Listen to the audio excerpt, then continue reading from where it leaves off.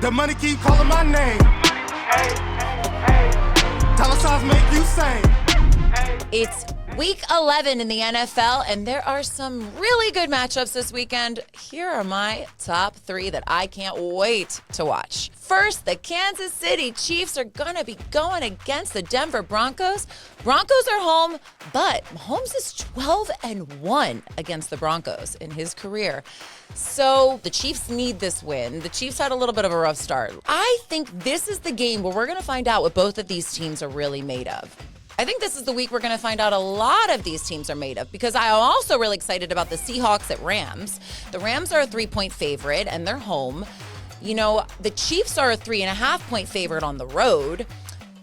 This is an interesting couple of matchups here, because both the Seahawks and the Rams are 7-2. All of these are playoff contenders, and I, like a lot of us, were so surprised at how well the Rams played last week. So I'm trying to find out if this was a one-off, if this team really has what it takes to go to the Super Bowl, dare I say. Also, the Bucs at Bills. Now, the Bills, I took a big L last week against the Dolphins, which I still wasn't really shocked about, because with division rivalries, I always am a bit weary to take it. So I took the over on that, which we hit. And by the way, we will be getting into my picks in a little bit. But we did all right this week. We did all right last week. So we're going to be giving you some more predictions later on. Now, Josh Allen has thrown 14 TDs in the last 5 home games. And the Bucs defense is giving up 275 passing yards per game. I know everyone was on this Baker Mayfield train, but I've never been 100% sold. I do think he's incredible, and I do think he's had a great year, but I am leaning more towards the Bills here, and I will give you my official prediction of all of these matchups at the end of the show, so you're going to have to stay tuned. I know we're giving you a little teaser, but I did go 4-2, so trust me, you're going to want to hear these locks I have. But before I give you them, there have been some breaking news in sports, and in Major League Baseball is now in the hot seat. With players being accused of helping gamblers cash in on player props, it kind of has me wondering, should we be doing player props? Or should we just be doing against the spread? So with that, I'm going to bring in a very special guest. You may recognize her from Netflix's Love is Blind, but before reality TV, she proudly served our country as a lieutenant in the Navy. And she also has her law degree from the University of Maryland. Please welcome and thank you for your service, Marissa George. Hi, Ashley. Thank you so much for having me on today, and I appreciate you for thank you for your service. Did what I did. Served my country as best as I could, so thank you. It's our pleasure. Seriously, thank you. I mean, my father also fought in Vietnam, and he did 2 tours as a Marine. Both my grandfathers were in World War II, so military is definitely in our blood. In fact, when I was 18 and I got a phone call from the military asking me if I wanted to enlist, I asked my father, and the first thing he said to me is, "Are you kidding me? You in the military? Don't do that to them." He said, "Please don't do that to them." So I was told to stay at home, but I am curious, what did your parents think when you told them that you wanted to join the Navy, or do you come from a military background family as well? Well, thank you to your dad and all the long lineage of people who've served in the military as well. I also do come from military family. My uncle, my brother, my dad, grandfather. So I'm on the same boat as you. But it seemed that the military was just calling to me at the time when it came down to whether I want to pick a certain career. And so my parents were very supportive of me joining the military. My dad was Army, so a little different from the Navy, but very supportive. And I'm glad I did it. It was an experience that I can't really put into words per se, but it was a great experience for me. Well, you are such an incredible woman. So like I said, besides being a veteran, you also have a law degree, which is perfect because there is so much going on right now in the sports world. And there's a lot of hot topics. And I only know how to predict games. I don't know how to predict the outcome of the situation, of how grandioso this is with what's going on, firstly with gambling in the NBA, and now it's in MLB. I mean, it's going to come to the NFL and hockey pretty soon, too. They're actually discussing whether or not player props will get banned in certain states, because it is legal to gamble on players in most states, if not all the states, but you cannot gamble on games. Now, it almost feels like it should be reversed at this point, since what we are talking about right now is, from the NBA, was Terry Rozier, who got in trouble for stepping out of a game and possibly leading towards helping his under with a player prop. Now, what we're talking about is Emmanuel Classier and Luis Ortiz, who have been investigated in an MLB situation as well on their pitching. So I think ultimately we kind of want to know, how safe is it to be a person putting a bet in on a player? It doesn't make you feel very comfortable as a entertainment perspective to be a gambler in this world. So. Yeah, definitely not. I think it is interesting and kind of counterintuitive in a way to, allow betting on certain players, but not the overall game, considering players are the ones who could, alter their gameplay for wagers. So it is interesting that the rules are the reverse, but I am interested to see what does come out of this, considering it has now spread to two different type of leagues, or is that what you would call it? Two different type of leagues. And then potentially, Yes. the NFL, I'm sure there will be some repercussions there, and like looking investigations into the NFL to make sure that that's also not happening. So I'm definitely interested in seeing what's going to happen. Pretty big deal for sure.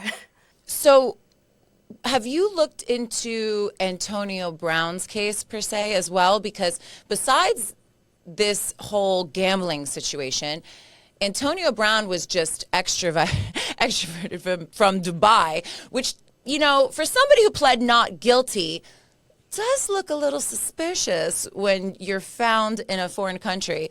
This is something that we somewhat expect from Antonio Brown. He was a bit, we'll say, not shy in the NFL when he was playing and the last time he played was in 2021 when the Bucks were playing the Jets. I can picture this like it was yesterday in my mind.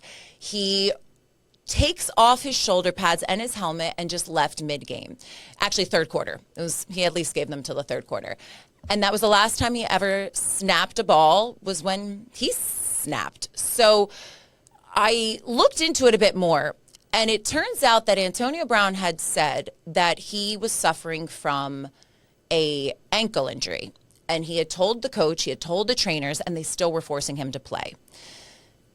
I do feel for these athletes, because I do think that a lot of times they are put through so much, their bodies, their mental capacity. And in fact, actually, that was one thing that Antonio Brown was always upset with the team about, was that they kept saying that they blamed everything on his mental situation. And whether or not it comes from CT or whether or not it comes from a disorder, we don't know. But there is something a little off about the fact that you take your shoulder pads and leave a game so abruptly, and then 4 years later are now having allegations against you of second-degree attempted murder, which is a very big situation. I mean, that is not to take in lightly. So tell me, what kind of charges is he looking at, especially with the fact that he fled? Is that going to change anything for Antonio Brown? I mean, yeah, Antonio Brown, obviously, long history, it seems, of some legal matters, a lot of it's civil, but Florida treats a second degree murder charge as a violent felony. So this can carry up to 15 years in prison for him, and it will require the prosecution to prove that he acted with a depraved mind or extreme disregard for human life. And I think that ultimately his attorney will argue that it was in self-defense, which is a valid a valid defense in Florida. It allows you to respond to with force or deadly force in an event where you reasonably believe you're facing serious harm. I do think that his past history, legal history, might come into play in this new legal issue. The fleeing the country is definitely going to come into play. I mean, I would be shocked if they released him on bail. I'm pretty sure he's going to be detained until trial or whatever comes forth. So that's definitely not a good look at all. So I'm very curious to see what happens with him here. I'm also curious to see about the CTE because he does talk about that, if that will come into play. I don't think it's a legal defense at this point, but it might come into play when it comes to sentencing. So I'm curious to see how that all, wraps up. But I don't know. I feel like he's in the hot seat once again, and I don't think he's going to get away with this one at this point. It's quite fascinating because he is up for, if he is convicted, he will get 15 years in prison. But he's also only going to get a $10,000 fine, which you get more fined in the NFL for doing anything. So it doesn't really, the price of the fine it almost seemed laughable when I read it. I said, that can't be right. They're missing a zero. It must be $100,000 fine for second degree attempted murder. But no, it's only a $10,000 fine and 15 years in prison. So, the 15 years in prison is a huge deal, especially for somebody who had such an amazing career ahead of himself. And there has to be a reason why all of these athletes, because going back to Terry Rozier from the NBA, he had $1 million contracts. And the fact that he could have lost it all over the fact of just a few measly bets that made not even paid for the taxes of what he was making for the year as playing in the NBA. Same thing with Class A and Ortiz. This to me is just shocking that these players are risking a once-in-a-lifetime opportunity that they are given, that so many young athletes wish and hope to strive for and are given the golden ticket, the Willy Wonka golden ticket. You are given it. And to just see it all go away because of anger, frustration, or excitement, wanting the gambling, this is all just a wild ride in sports in general. Do you think that this is just the start of the investigations to come? I do think this is just the start. Especially with the gambling legal issue, the gambling scheme, that is definitely, this is just the beginning of what we're seeing. It's a big deal. It is interesting, like you said, the bettors are not making that much money off these, wagers. So it's interesting to see what's the motive behind what some of these athletes who have this, like you said, this amazing opportunity to perform on such a high level and make so much money, what their intentions or what their motive was for potentially or allegedly placing wagers on any of their micro movements in the game. So I think we're definitely going to see it happening. I think we are definitely going to see all the leagues really dive into gambling and the players, and definitely probably will see some laws come into play to enforce, make sure this doesn't happen. Because I think ultimately, when it comes to football or baseball or any type of game, yes, there's the law side of things, but really people watch because they trust these players to play at a high level and have crazy, amazing performances. And so the viewers who watch these people, these players, trust them. And it's hard to trust people when they are potentially, changing the outcome of a game by playing a certain way. So I'm very curious. Yeah. I know, it's so disappointing. It really is. I wonder what defense they are going to take on this, if they're going to claim temporary insanity or if they're going to claim a mental disability due to maybe having played. At least with NFL, Antonio Brown can claim CTE. As for baseball and for NBA, it's less common because it's not so much head injuries, but stress and mental disabilities could play into it. What type of defense do you think they are going to take on this?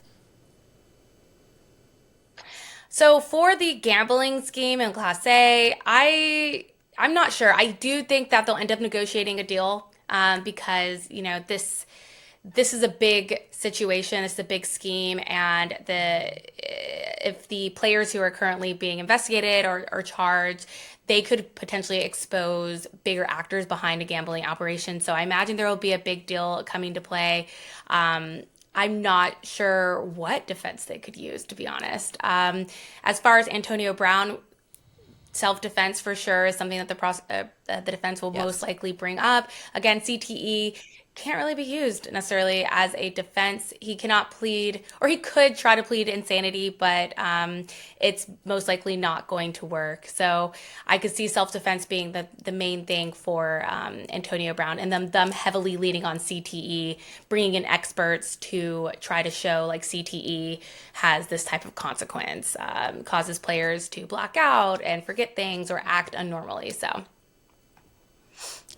See, it's interesting because if I was Antonio Brown, I would actually claim insanity, temporary insanity, and stress because of the fact that apparently the reason why he walked off the set, he walked out of the game third quarter because his ankle had hurt and he had told the coach that he was in pain. He told trainers, and they were still saying that they were forcing him to play, and that is why he took his last snap and said, "I'm out," and he just said, "I'm done."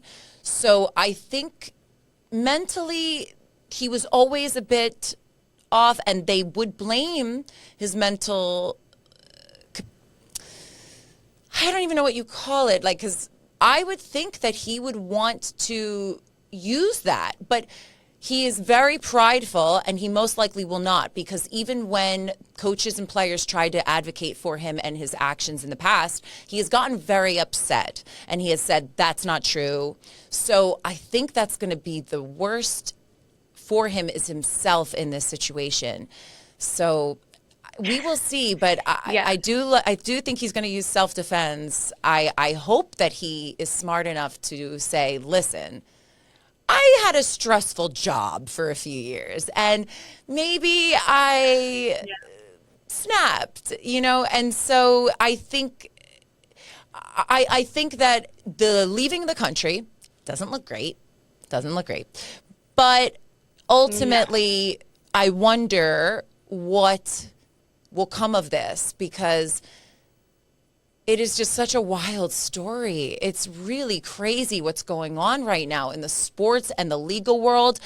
It just seems like every day we wake up and there's a new legal headline in NFL and NBA and MLB. I was saying with Antonio Brown too, as well as like his self-defense, and if he does try to use the insanity defense, I think what ultimately undermines the insanity defense is the fact that he was legally capable or understanding of his actions when he fled the country, and I think that will undermine the insanity defense ultimately, and to the point that his CTE wasn't a severe brain injury enough that he couldn't flee the country. So I think ultimately, insanity defense won't work for him. Self-defense may work. Having the mental illness or having the mental health conditions will help understand why he maybe behaved in a reckless or violent way. It won't excuse his act, but it will evaluate whether he needs treatment or if he needs a different form of rehabilitation instead of, sentencing, or instead of going straight to prison, maybe they send him to rehab, whatever. So I'd be curious to see what happens, but I definitely think it is interesting. Every time I get up, I'm seeing some type of legal matter involving sports, and I follow sports pretty loosely, but I'm getting pretty involved in it at this point because there's so much legal stuff on it. So I find it so interesting. It really is. And I mean, we are so lucky here at All In to have a real life Elle Woods, a stunning lawyer who is also, a former a veteran. So I have to say I got pretty lucky with getting some great advice from you. So thank you so much for taking the time to talk with us about this today. And I would love to have you back on again and kind of follow this through as these stories keep breaking, because it seems like this is only the beginning. It truly is. And And you're just such an incredible person. So I want to get you back on soon when it's not late there in Japan. So thank you for staying up and being there for us today to give us these updates. And I will definitely have to have you back on shortly and soon to kind of break down some more of this story as it unfolds for us. Yes, definitely. Thank you so much for having me. And I am definitely open for coming back and talking more, especially about Antonio Brown. That case is going to be, probably a sensationalized case. And there will be so much to dig into once we get really into the trial, get into discovery, and see what happens. So I'm looking forward to hopefully coming back on. And thanks so much, Ashley. Oh, thank you so much, Marissa. Thank you so much for joining us here at All In. Now it's time for my pick 6, where I'm going to give you my locks of the week. Let's start things off with the Bucks at Bills. Now, the Bills are coming off of a pretty bad loss against the Dolphins. So do I think they're going to lose 2 in a row? No, I don't. I think the Bills are going to cover this 5.5-point spread. Baker Mayfield, while he was playing amazing in the first half of this season, I'm just not convinced that he has what it takes to go up against Josh Allen and the mighty, mighty Bills. Bills Mafia, I think you're going to see a W this week, and I think they're going to spread them. Chiefs at Broncos. Now, this matchup I'm so pumped for, except do I want to touch that 3.5-point spread? I'm not sure. This game could really go either way. I love both these teams right now. They're playing great ball. So what I am liking in this matchup is actually the totals. It's a 43.5-point spread. Some have it at 45.5. I think either way, you're going to see a very large total. I'm liking the over here. I'm thinking both these teams are going to rack up some points. So I like the over at 43.5. Take it. And you're going to make some money with me. Trust me. Because I went 4-2 last week. So, hello. If you're listening to me, you're making some money, honey. I also am going to trust in the Bengals, believe it or not, at plus 5.5 because I am not sold on Aaron Rodgers and this Pittsburgh Steelers team. After seeing Aaron Rodgers look absolutely frightened, turning his back away to not get tackled, I don't have faith that this Steelers team, even though they have home field advantage, can not only win, but cover a 5.5-point spread. No way. I am crazy, but I'm going to take the Bengals plus the points on this one. I'm liking the underdog on the road. Call me crazy. I'm also liking the Falcons at minus 3.5. They do have home field advantage, though. They're going to be going up against their division rivalry, the Panthers.